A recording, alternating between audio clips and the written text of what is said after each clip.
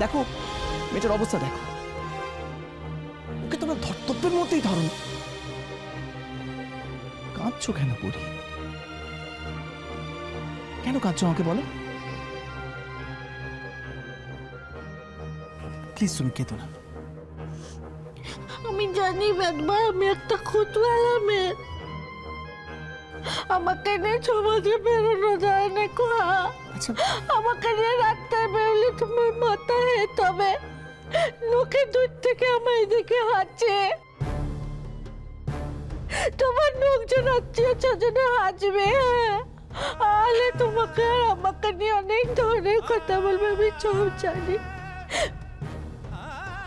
কিন্তু একবার তা তো এটা জানো দেখো বলো যে আমি তোমাকে কত ভালোবাসি বাবা, কত ভালোবাসি।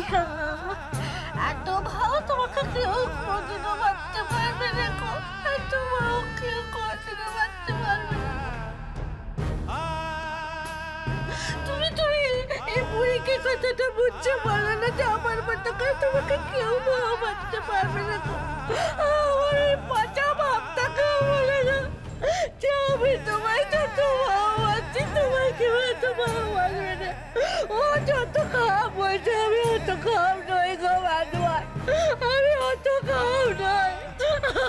চুপ চুপ চুপ চুপ চুপ চুপ চুপ। আচ্ছা কে কি বলছে? আচ্ছা আমার দিকে তাকাও, আমার দিকে তাকাও। কে কি বলছে তা দিয়ে তোমার দরকারটা কি? আমি কি বলছি, আমি কি বলছি সেটা শুনবে তো? শুনবে না? এই তো গুড গার্ল।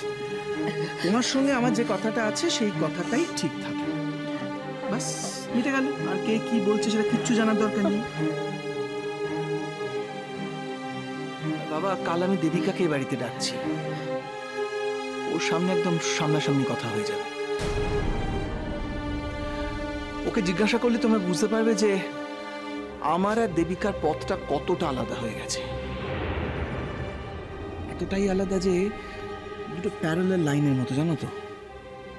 দুটো প্যারালাল লাইনকে যেরকম কিছুতেই একটা বিন্দুতে মেলানো যায় না, আমার আর দেবিকার পথটাকেও কোনো দিন মেলানো যাবে না, নেবা।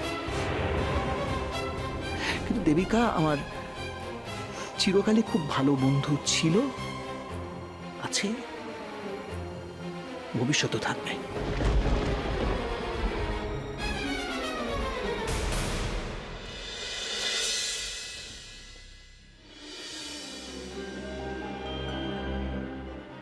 কাজল, কাজল।